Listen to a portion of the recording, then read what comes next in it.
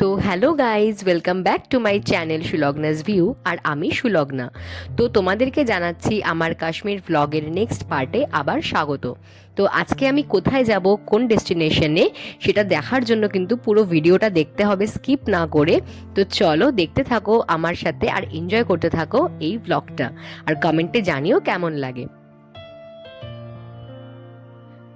তো গাইস, আজকে সকালে আমরা ব্রেকফাস্ট কমপ্লিট করে আমরা কাটরা থেকে বেরিয়ে পড়েছি। তো তোমরা আগের ব্লগে দেখেছিলে যে আমি কাটরায় ছিলাম। তো কাটরা থেকে আজকে আমি যাচ্ছি পেহেলগামের দিকে, যেটা কাশ্মীরের আরেকটা অন্যতম খুবই সুন্দর জায়গা। আর আমি শুনেছি যে কাশ্মীরে যে কটা জায়গা আছে, তো সে কটা জায়গার মধ্যে কিন্তু পেহেলগামে বিশালই ঠান্ডা পড়ে, মানে বিশালই ঠান্ডা বলতে গেলে। যেমন ধরো আমরা অক্টোবর মাসে গেছি, তো অক্টোবর মাসে কিন্তু কাটরাতে অতটা ঠান্ডা ছিল না, বাট পেহেলগামে কিন্তু ভীষণই ঠান্ডা।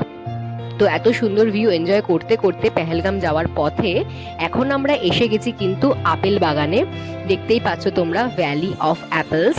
তো এখানে খুব সুন্দর সুন্দর আপেল দেখে কিন্তু মনটা খুবই ভালো লাগছিল। আর যেহেতু আমরা অক্টোবরে গেছিলাম, তো অক্টোবরে তোমরা গেলে কিন্তু এরকম থোকা থোকা আপেল দেখতে পাবে গাছে। যদি তোমরা নভেম্বর ডিসেম্বরে যাও, মানে শীতকাল পড়ে গেলে কিন্তু এত সুন্দর আপেল দেখা যায় না। যেহেতু আমরা এই সময় গেছিলাম, তো এই সময় কিন্তু ভীষণ সুন্দর আপেল আমরা দেখতে পেয়েছি। আর যেহেতু আমি বেলুড়ে থাকি, তো এখানে এরকম আপেল গাছ তো দেখাই যায় না। তো মানে কাশ্মীরে গিয়ে এত সুন্দর আপেল বাগান দেখে আর আপেল গাছ দেখে তো ভীষণই এক্সাইটেড ছিলাম আর ভীষণই মজা হচ্ছিল। আর তোমরা চাইলে এখান থেকে তোমাদের পছন্দ মতো আপেল কিন্তু গাছ থেকে তুলে তুলে নিতে পারবে। আর তার জন্য তোমাদের পে করতে হবে যে আপেল বাগানের মালিক আছে তাকে। তিনি ওজন করে বলে দেবেন যে কত কিলো তোমরা আপেল নিয়েছো, তো তার বেসিসে কিন্তু তোমাদেরকে পে করতে হবে। তো দেখতেই পাচ্ছ এত সুন্দর লাল টকটকে আপেল কিন্তু আমি গাছ থেকে তুলে তুলে প্যাকেটে ভরছি, মানে এটার একটা আলাদাই এক্সপিরিয়েন্স আর আলাদাই মজা বলতে পারো। আর ওখানে আপেল বাগানে তোমরা আপেল তোলা ছাড়াও কিন্তু ওখানে বিভিন্ন রকমের আপেলের আইটেম বিক্রি হচ্ছিল, যেমন আপেল জুস, আরও বিভিন্ন তোমরা ফ্রেশ আপেল মানে কাটা অবস্থায় ওরা বিক্রি করছিল। তো সেগুলো তোমরা চাইলে টেস্ট করতে পারো। আর ওখানকার অ্যাপেল এতটাই টেস্টি আর এতটাই জুসি যে তোমাদের আমি বলে বোঝাতে পারবো না, মানে এত টেস্টি অ্যাপেল কিন্তু হয়তো কাশ্মীরেই পাওয়া যায়। তো এত সুন্দর পাহাড়ের ভিউ এনজয় করতে করতে আমরা চলেছি পেহেলগামের দিকে। তো মোটামুটি আমরা আমাদের হোটেলের পথে এসে গেছি। আর দেখতেই পাচ্ছ এই রিভারটা হচ্ছে লিডার রিভার। এই লিডার রিভারের জলটা এতটাই স্বচ্ছ আর পুরো নীল রঙের যে এত পলিউশন ফ্রি এলাকা সত্যিই দেখা যায় না। আর কলকাতায় আমরা থাকি, তো এখানে এত পলিউশন, তো এখানে একদম পলিউশন নেই।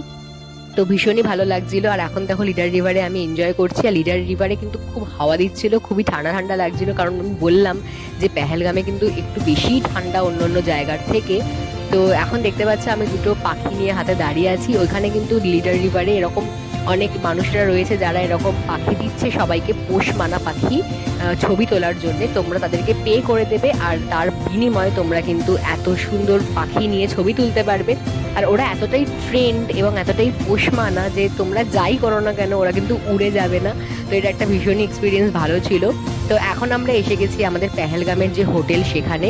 এই হোটেলটাও কিন্তু ভীষণই সুন্দর। আমাদের যে যাযাবর ট্রাভেলস সেখান থেকে কিন্তু খুব ভালো ভালো হোটেল প্রোভাইড করেছিল, আর খাওয়া দাওয়া কিন্তু ভীষণই ভালো ছিল। আর এই হোটেলে ঢোকার সাথে সাথে এত সুন্দর ওয়েলকাম মিউজিক বাজিয়েছিল যে এটাও কিন্তু একটা মানে মনে আনন্দ দিয়েছিল আমাদের প্রত্যেককে।